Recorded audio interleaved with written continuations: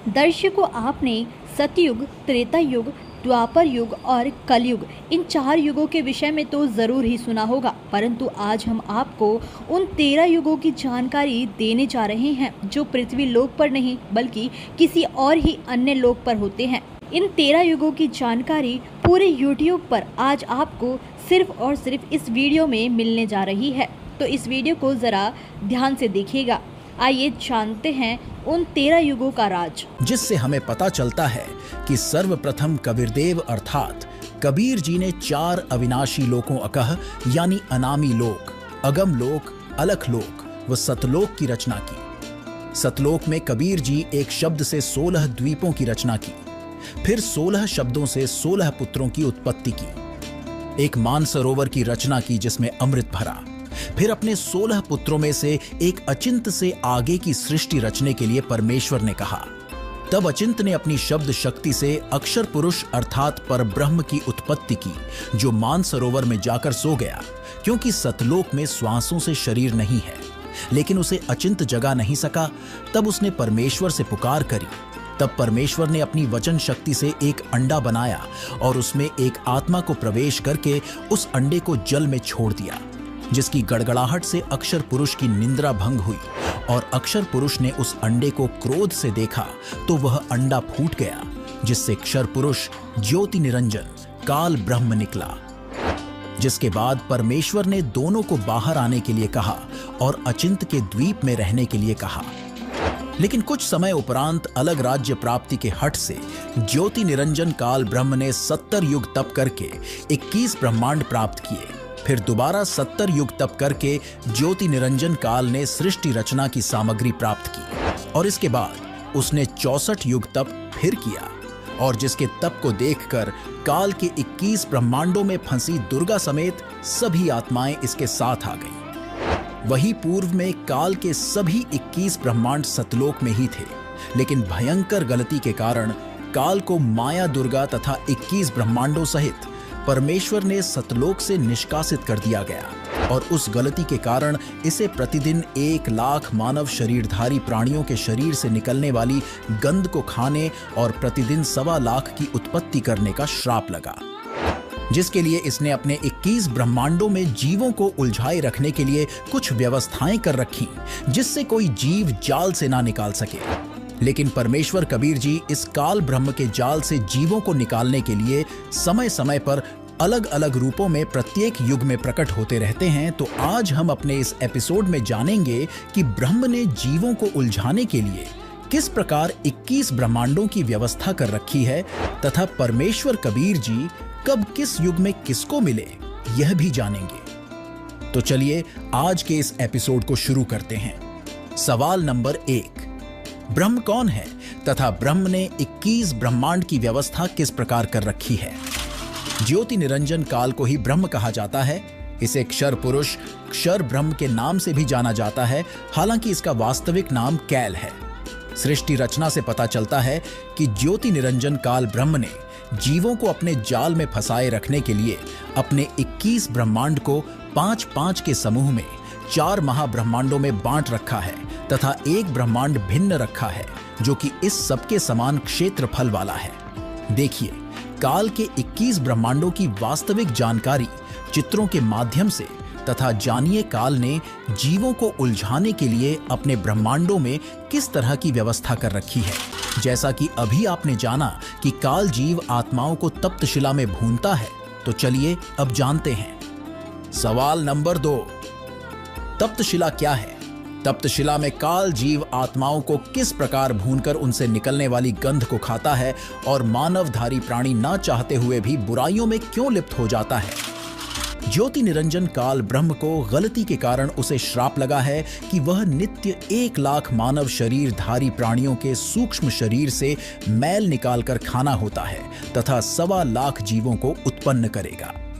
ज्योति निरंजन काल मरे हुए जीवों के सूक्ष्म शरीर को एक बहुत बड़े गर्म कड़ाई में भूनता है, जिसे तप्तशिला कहते हैं, तथा उससे निकलने वाली गंध को वह खाता है।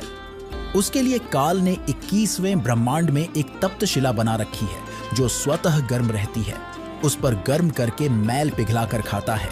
जीव मरते नहीं परंतु कष्ट असहनीय होता है, फिर प्राणियों को कर्म आधार पर अन्य शरीर प्रदान करता है। परमेश्वर कबीर जी किन किन युगों में आए तथा कितने जीवों को इस काल जाल से निकालकर सतलोक लेकर गए। परमेश्वर कबीर जी ने अपने प्रिय शिष्य आदरणीय धर्मदास जी को कबीर सागर के अध्याय अम्बु सागर में 13 युगों के विषय में बताया है, जो कि इस ब्रह्मांड जिसमें हम रह रहे हैं का नहीं है। वह विवरण 5वें ब्रह्मांड का है, जो समूह के मध्य वाला है, जिसके विषय में आपने काल के 21 ब्रह्मांडों की जानकारी में पूर्व में ही जान चुके हैं। 5वें ब्रह्मांड में प्रत्येक ब्रह्मांड के समांतर सृष्टि चलती है, जिस ब्रह्मांड में हम रह रहे हैं। इसमें जो परमेश्वर कबीर जी की भक्ति सतनाम तक करते रहे हैं, वे बीच में भक्ति छोड़ गए, गुरुद्रोही नहीं हुए। उनको धोखा देने के लिए काल उस 5वें मध्य वाले ब्रह्मांड में रोके रखता है। ओम नाम जाप की भक्ति की कमाई तो इसी ब्रह्मांड जिसमें हम रह रहे हैं कि ब्रह्मलोक में भोगते हैं और पुनः जन्म मरण चक्र में गिर जाते हैं। जिस ब्रह्मांड में हम रह रहे हैं, इसके 4 युग सतयुग, त्रेता युग, द्वापर युग तथा कलयुग है, जबकि उस 5वें मध्य वाले ब्रह्मांड में 13 युग हैं। वहां पर वे जीव काल ब्रह्म द्वारा भेजे जाते हैं, जो सोहन नाम का जाप करते हैं तथा जो केवल सतनाम का जाप करते हैं। सतनाम के जाप के ओम की भक्ति कमाई इस ब्रह्मांड के ब्रह्मलोक में भोगते हैं। दूसरे मंत्र सोहम की कमाई इस 5वें ब्रह्मांड में भोगने के लिए भेज दिए जाते हैं। वहां भी एक ब्रह्मलोक है तथा अन्य लोक हैं। वहां के ब्रह्मलोक में सुख भोगने के पश्चात उनको अन्य द्वीपों में राजा रानी तथा जनता के रूप में जन्म दिया जाता है। फिर वे व्यक्ति वहां भी भक्ति करते हैं, राज का सुख वहां भोगते हैं। चलिए अब जानते हैं उस ब्रह्मांड के युगों के विषय में, जिसमें 13 युग होते हैं। उन 13 युगों में परमात्मा किन किन को मिले और कितने जीवों का उद्धार किया, सुनिए। प्रथम अघासुर युग। परमेश्वर कबीर जी ने धर्मदास जी को बताया कि अघासुर युग में 5वें ब्रह्मांड में गया। अघासुर युग के प्राणी अच्छे स्वभाव के होते हैं। उन्होंने शीघ्र मेरा ज्ञान स्वीकार किया। वहां मैंने 1 करोड़ प्राणियों को पार किया। दूसरा बलभद्र युग। बलभद्र युग में 14 लाख जीव पार किए। तीसरा धंधर युग। परमेश्वर ने बताया कि धंधर युग में एक जलरंग नामक शुभकर्मी हंस अपने पूर्व जन्मों की भक्ति कमाई से अच्छप द्वीप में रहता था। वह स्वयंभू गुरु भी बना था। उसने बहुत से जीव दीक्षा देकर शिष्य बनाए थे, जो उसकी सेवा करते थे। जलरंग अपने शिष्यों के सिर पर हाथ रखकर दीक्षा देता था। 2 शिष्य सफेद रंग के चंवरों से सेवा कर रहे थे। जलरंग सो रहा था।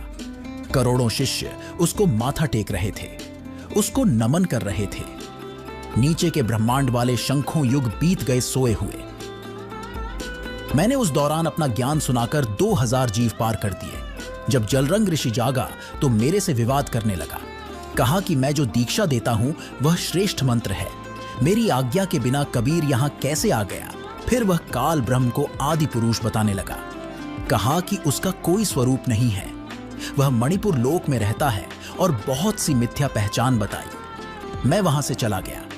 फिर परमेश्वर ने बताया कि इस जलरंग को मैंने पुरवन युग में समझाया। चौथा पुरवन युग। परमेश्वर कबीर जी ने कहा कि हे धर्मदास, मैं पुरवन युग में फिर उसी ब्रह्मांड में गया। जलरंग सोया था। उस दौरान मैंने 7 लाख हंसों को दीक्षा दी, जिनमें से 25 ने नाम खंड कर दिया। वे तो काल के जाल में रह गए। शेष जीव 6,99,900 पिछेत्र सतलोक चले गए। इसके पश्चात मैं उसी द्वीप में गया जहां जलरंग रहता था। मुझे देखकर जलरंग ने कहा कि मैं तो निंद्रा में आलसवश था, तुम पीछे से जीव ले गए। मेरे को सतपुरुष ने नामदान करने का आदेश दे रखा है, तुम मेरे से आज्ञा लिए बिना जीवों को कैसे ले गए। तब परमेश्वर ने कहा कि हे जलरंग, मैं तो युग युग में आता हूं, मैं अमर हूं, आप तो नाशवान हैं। एक समय मेरे से एक कुष्टम पक्षी मिला था, वह भी इसी ब्रह्मांड में रहता है। वह असंख्य युग से रह रहा है। कुष्टम पक्षी ने बताया कि मैंने 27,000 महाप्रलय देखी है। तब जलरंग ने कहा कि मेरे को कुष्टम पक्षी के दर्शन कराओ। तो मैं तथा जलरंग कुष्टम पक्षी के लोक में गए। हमारे साथ करोड़ों जीव भी गए जो जलरंग के शिष्य बने थे।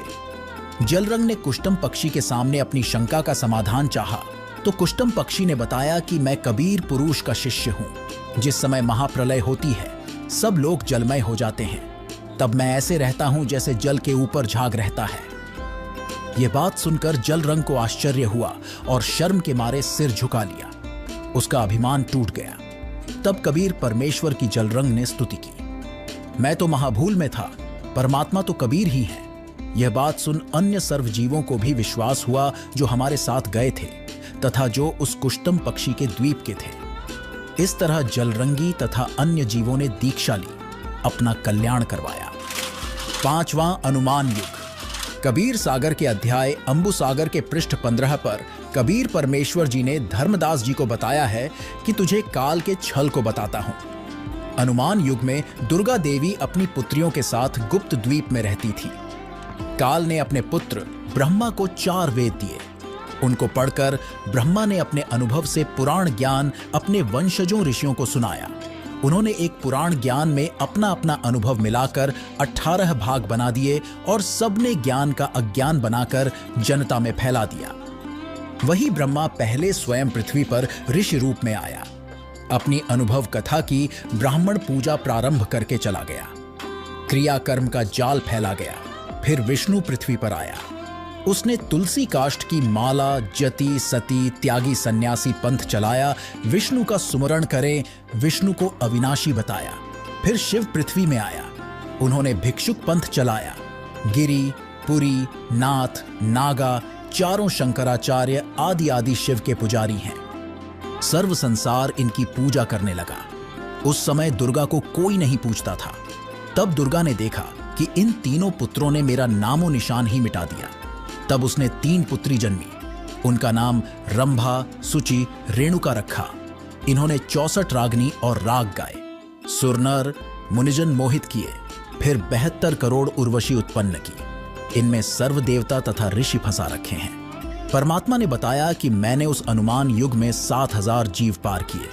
उस समय मेरे को देवी नहीं पहचान सकी। 6ठे धीर्यमाल धीरमाल युग। परमेश्वर ने बताया कि धीरमाल युग में मेरे यथार्थ ज्ञान से प्रभावित होकर 1 लाख जीव पार हुए। 7वें तारण युग। कबीर परमेश्वर ने बताया कि हे धर्मदास, तारण युग में एक उत्तम पंथ नाम का राजा था। वह हमारा पिछले जन्म में शिष्य था। किसी कारण से काल जाल में रह गया था। काल हाथों चढ़ा व्यक्ति कोरे पाप करता है, जिसके कारण राजा उत्तम पंथ बहुत अन्यायी हो गया था। ब्राह्मण, ऋषि, सन्यासियों को देखकर क्रोधित होता था। उनके वेद शास्त्र जनेऊ तोड़कर अग्नि में डाल देता था। इतना अत्याचार कर रहा था। पशु पक्षियों को शिकार कर करके मारता था। प्रजा को अति कष्ट दे रहा था। मैं एक दिन उस राजा के महल के सामने वट वृक्ष के नीचे संत वेश में बैठ गया। एक सगुनिया नाम की नौकरानी ने कहा कि राजा आपको मार देगा, आप यहां से चले जाओ। मैं उठकर दरिया के किनारे जा बैठा। राजा रानी के स्नान के लिए अगले दिन क्षितिया नौकरानी घड़ा लेकर जल लेने गई, परंतु घड़ा जल से बाहर नहीं निकला। राजा प्रजा सब आए, परंतु घड़ा नहीं निकला। फिर मैंने एक सुंदर तोते का रूप बनाया। मुझे पकड़ने के लिए सभी कोशिशें की गई, परंतु व्यर्थ रहा। अंत में मैं स्वयं राजा की बाजू पर जाकर बैठ गया। मुझे पकड़कर उसने सोने के पिंजरे में मुझे बंद कर दिया। राजा रानी मुझे पढ़ाने लगे। राम राम बोल। मैं कहने लगा कि एक दिन सबने एक दूसरे से बिछुड़ना है, मोह तथा प्रीति छोड़ो। एक दिन मरना है, यह ध्यान करो। राजा रानी कहने लगे कि यह तोता कुबोल बोलता है। एक दिन राजा शिकार करने गया। महल में आग लग गई। सब कुछ जल गया। देखा तोते का पिंजरा और तोता सुरक्षित है। राजा रानी को मेरे जीवित मिलने की खुशी हुई। राजा तथा रानी के इस व्यवहार से मैं प्रसन्न हुआ और उनको बताया कि मैं वट वृक्ष के नीचे बैठा था। सगुनिया आपको बताने आई। मुझे आपका स्वभाव बताया कि राजा आपकी गर्दन काट देगा। फिर आपके स्नान के लिए जल लेने घड़ा लेकर क्षितिया नौकरानी गई। वहां वह घड़ा बाहर नहीं निकला। आपने भी खूब कोशिश की थी। फिर मैंने तोते का वेश बनाया। यह बात सुनकर राजा ने कहा, आप तो परमेश्वर हैं, आप अपने वास्तविक रूप में आए, हमें कृतार्थ करें। तब मैं कबीर रूप में प्रकट हुआ और राजा तथा 13 रानियों ने तथा उनकी बेटियों, पुत्रों व पुत्र वधुओं ने कुल 31 जीवों ने उपदेश लिया। 8वें अखिल युग में एक धनुष मुनि नाम का तपस्वी रहता था। वह 13,000 युग से तपस्या कर रहा था। नीचे सिर यानी सिरासन करके 5 अग्नि यानी धूने लगाकर तपस्या कर रहा था। अपने प्राण पुरुष यानी जीव को सिर के ऊपर के भाग में चढ़ाए हुए था। आंखें तथा शरीर दुर्बल हो चुके थे। धनुष मुनि को समझाया कि तप से राजा बनता है, फिर नरक में गिरता है। 9वें विश्वयुग। विश्वयुग में परमेश्वर वेश बदलकर सट्टहार यानी संदेशवाहक के रूप में गए। देवी ने पूछा कि हे सट्टहार, आप कौन देश से आए हो? तुमको किसने भेजा है?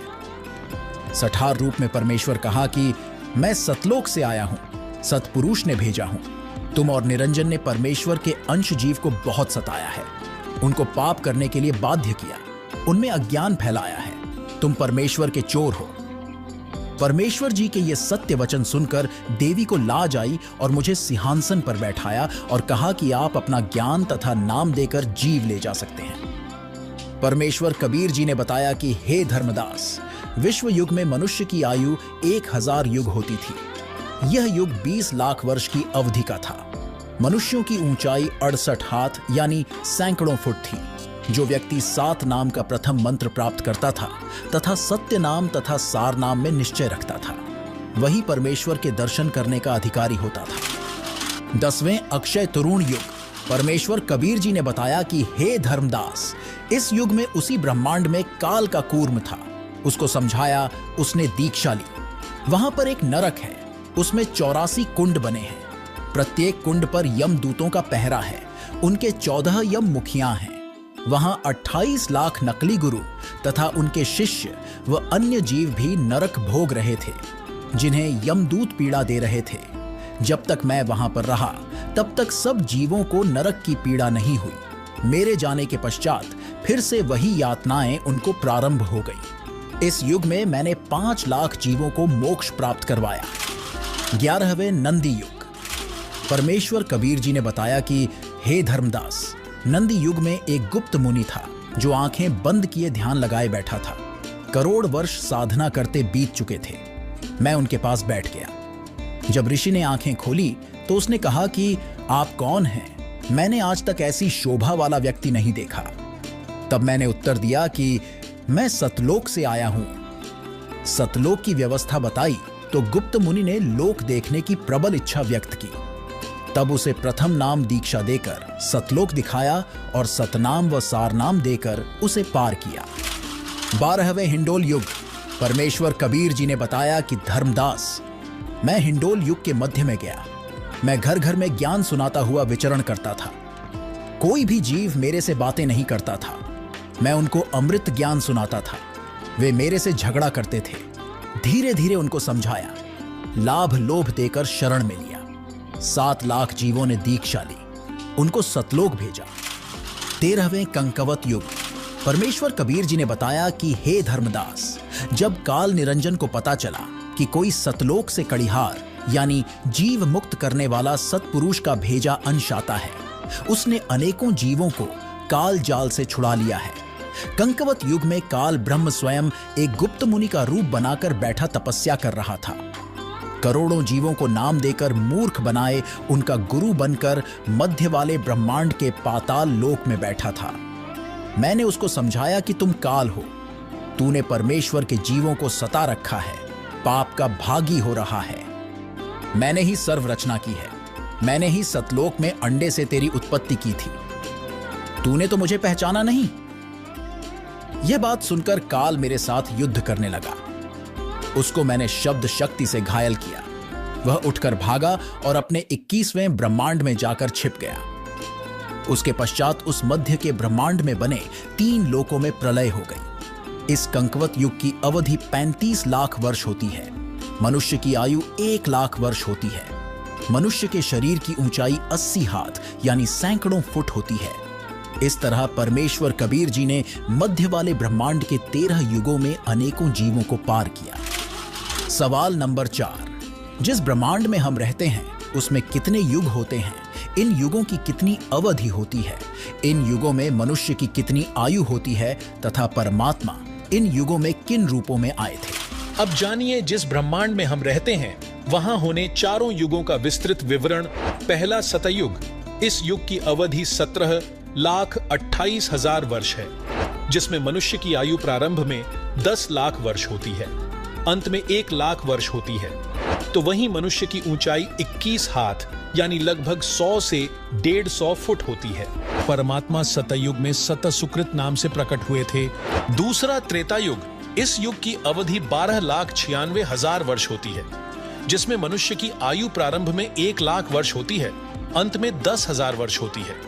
वहीं मनुष्य की ऊंचाई 14 हाथ यानी लगभग 70 से 90 फुट होती है। परमेश्वर त्रेता युग में मुनिंद्र ऋषि के रूप में आए थे। द्वापर युग, इस युग की अवधि 8,64,000 वर्ष होती है, जिसमें मनुष्य की आयु 10,000 प्रारंभ में होती है और अंत में 1,000 रह जाती है। वहीं मनुष्य की ऊंचाई 7 हाथ यानी 40 से 50 फुट होती है। परमात्मा का इस युग में करुणामय नाम होता है। कलयुग, इस अंतिम युग की अवधि 4,32,000 वर्ष होती है, जिसमें मनुष्य की आयु 1,000 वर्ष से प्रारंभ होती है, अंत में 20 वर्ष रह जाती है तथा ऊंचाई 3.5 हाथ यानी 10 फुट होती है, अंत में 3 फुट रह जाती है। वहीं परमात्मा कलयुग में अपने वास्तविक कबीर नाम से आते हैं। तो दर्शकों, अगर आपको ये वीडियो अच्छी लगी हो तो इस वीडियो को लाइक जरूर कीजिए, और अगर आप इस चैनल पर नए हैं तो चैनल को सब्सक्राइब करके और नोटिफिकेशन को भी ऑन कर दीजिए। धन्यवाद।